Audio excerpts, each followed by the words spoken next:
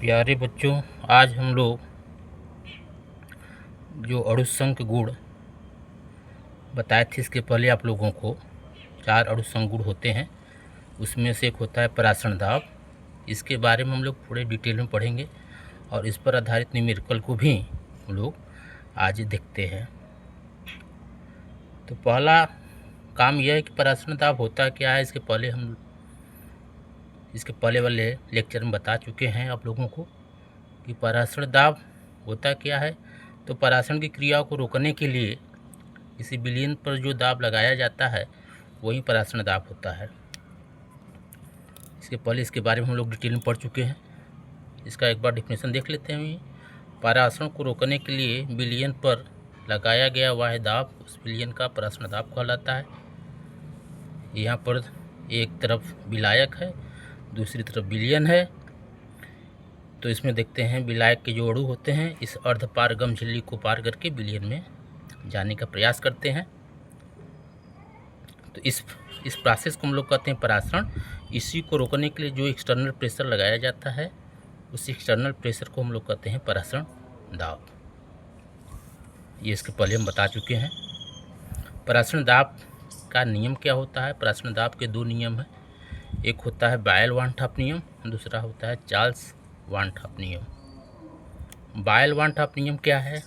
स्थिर ताप पर किसी विलयन का परासरण दाब उसके मोलर सांद्रता के समानुपाती होता है। C मोलर सांद्रता है। दूसरा नियम है स्थिर सांद्रता पर किसी विलयन का परासरण दाब उसके ताप के समानुपाती होता है। यह 2 नियम हैं। दोनों नियमों को एक साथ यदि मिला दिया जाए तो होता है पाई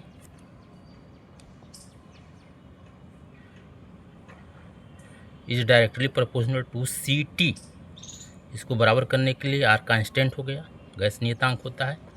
या इस चीज़ को हम लोग ऐसे भी लिख सकते हैं पाई इक्वल टू CRT, जहाँ R गैस नियतांक है। इसी समीकरण को हम लोग वान-ठॉप समीकरण भी कहते हैं। तो परासरण दाब के 2 नियम हैं, ये दोनों नियम। अब हम लोग इधर डिटेल में देखते हैं इस चीज़ को। देखिए यहाँ पर यह इसके पहले बताए हैं कि pi equal to CRT। C क्या होता है, विलयन की मोलर सांद्रता होती है, इसको मोलरता भी कहते हैं। R गैस नियतांक होता है, इसकी वैल्यू 0.0821 लीटर वायुमंडल मोल इनवर्स केल्विन इनवर्स है। या इसको बार में लिखते हैं तो 0.083 litre bar mole inverse kelvin inverse. T ताप है, केल्विन में होना चाहिए। अब इसको जो फार्मूला है इसको हम लोग थोड़ा सा और एक्सप्लेन करके देखते हैं। पाई इक्वल टू CRT ये बताया गया है आप लोगों को। अब C बराबर मोलर सांद्रता बराबर C को देखिए हम लोग m भी लिख सकते हैं। m का मतलब मोलर सांद्रता या मोलरता, तो C के स्थान पर m भी लिख सकते हैं, कोई दिक्कत नहीं है। हम लोग पढ़ चुके हैं मोलर सांद्रता निकालने का सूत्र N/V। N क्या है, मोलों की संख्या। V जो होता है आयतन है, लीटर में होना चाहिए। परासरण दाब पर आधारित जितने भी न्यूमेरिकल लगाएंगे उसमें V की जो वैल्यू रखेंगे वो लीटर में ही रखेंगे। यदि वो ml में है तब भी उसको हम लोग लीटर में चेंज करेंगे। क्यों? क्योंकि R की जो वैल्यू होती है वह लीटर में होती है। R की वैल्यू लीटर में होने की वजह से यहाँ पर जो आयतन लेंगे विलयन का वो लीटर में ही लेंगे। N जो होता है विलय के मोलों की संख्या है। इस सूत्र में रखते हैं C बराबर N/V को, तो ये फार्मूला बनता है पाई इक्वल टू N/V/RT। V का इसमें मल्टीप्लाई कर देते हैं तो pi V equal to NRT। N निकालने का फार्मूला होता है W/m, तो इसके हिसाब से हो गया पाई V इक्वल टू W/m/RT। यह फार्मूला है। न्यूमेरिकल जिस टाइप का रहेगा उसी तरह से हम लोग फार्मूले का यूज करेंगे। तो देख लीजिए N इक्वल टू W/m होता है। W क्या होता है, विलय का द्रव्यमान होता है, ये ग्राम में होना चाहिए। m विलय का मोलर द्रव्यमान है। वी बिलियन का आयतन होता है, ये लीटर में होना चाहिए, तभी हम लोग न्यूमेरिकल को सॉल्व कर पाएंगे। अब न्यूमेरिकल देखते हैं इस पर आधारित जो इम्पॉर्टेंट न्यूमेरिकल हैं इस चैप्टर के, उसको देख लेते हैं एक बार।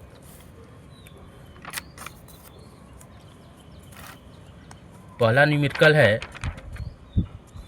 27 डिग्री सेल्सियस ताप पर m/10 सांद्रता के एक यूरिया जलीय विलयन का परासरण दाब ज्ञात कीजिए। न्यूमेरिकल लगाने के पहले बच्चों हम लोगों को यह ध्यान देना होगा कि इस न्यूमेरिकल में दिया क्या है। यदि यह आप लोगों को पता चल जाए कि न्यूमेरिकल में दिया क्या है और उस पर हम लोग कौन सा फार्मूला यूज करें, तो 50-60% न्यूमेरिकल आप लोग सॉल्व कर लिए। केवल कैलकुलेशन ही बच जाएगा। कैलकुलेशन का मतलब वही गुणा भाग करना बच जाएगा। तो इसमें हम लोग देखते हैं पहले क्या क्या दिया है। डिग्री सेल्सियस से टेम्परेचर होगा, m/10 इसकी सांद्रता है। इसका मतलब टेम्परेचर जो दिया वो 27 डिग्री सेल्सियस है, इसको केल्विन में चेंज करना पड़ेगा। परासरण दाब पर जो न्यूमेरिकल लगाएंगे उसमें टेम्परेचर हमेशा केल्विन में होना चाहिए। तो केल्विन में चेंज करने के लिए 273 जोड़ दिए उसमें, यह हो जाएगा 300 केल्विन और इसकी मोलर सांद्रता है 1/10। यम के स्थान पर रखेंगे 1/10। फार्मूला यूज करेंगे हम लोग पाई = CRT, यानी ऐसा फार्मूला यूज करेंगे जिसमें C भी आ जाए और T भी आ जाए। तो रखने के बाद C के स्थान पे 1/10 हो गया, R की वैल्यू 0.083, T का वैल्यू जो है वह 300 है। इसको 0 से 0 कैंसिल, बचा 30 और यहाँ बचा 0.083। 10 का गुणा इसमें कर देते हैं, इस 0 को हटा देते हैं, दशमलव को यहाँ से यहाँ ला देते हैं, तो ये हो जाएगा 0.83 × 3 गुणा कर देते हैं, यह आता है 2.49 बार। ये इसका आंसर हुआ। दूसरा न्यूमेरिकल देखते हैं बच्चों, काफ़ी इम्पॉर्टेंट है बोर्ड एग्जाम के लिए।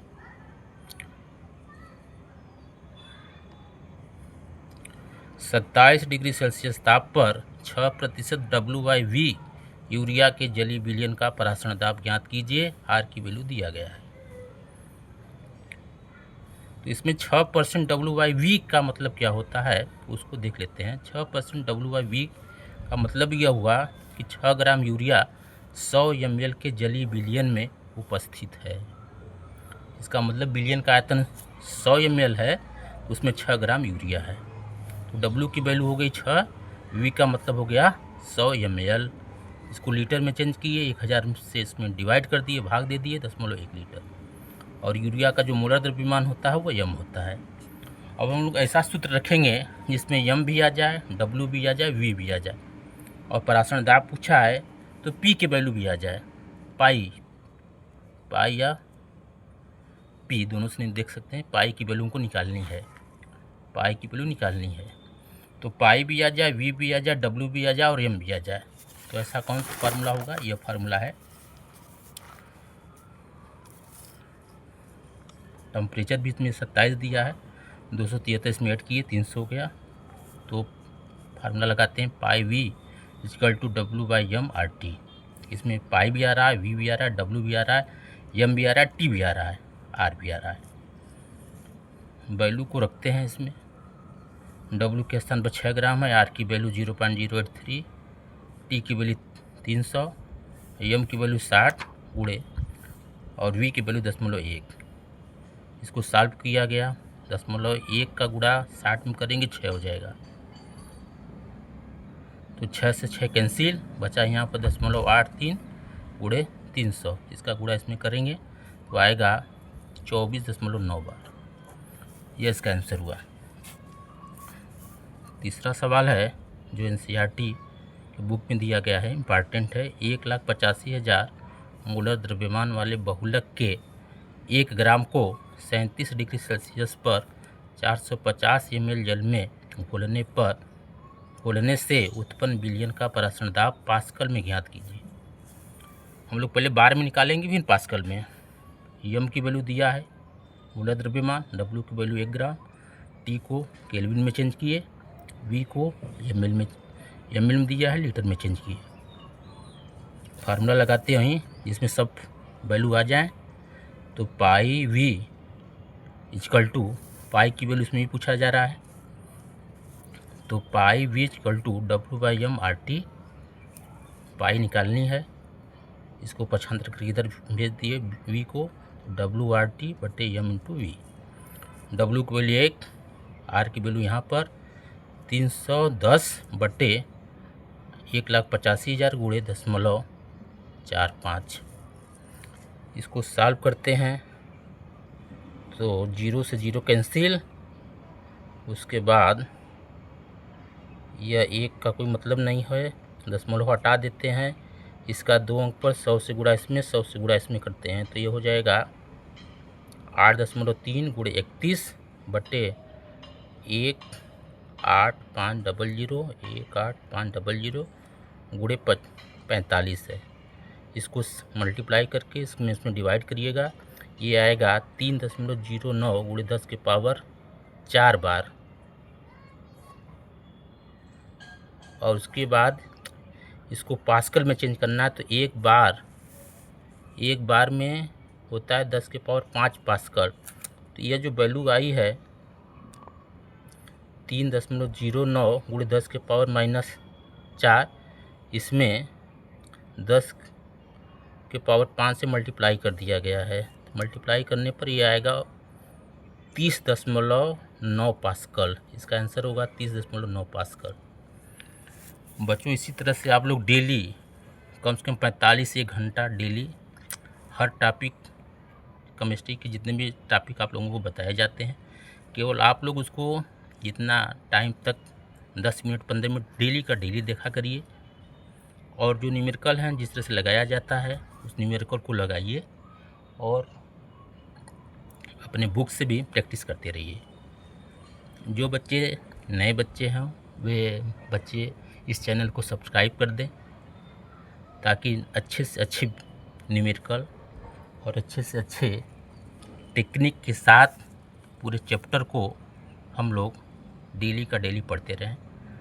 जितना पढ़ा जाता है उतना ही आप लोग पढ़ें और उससे आधारित जो न्यूमेरिकल है अपने बुक से पढ़ते रहिए, लगाते रहिए।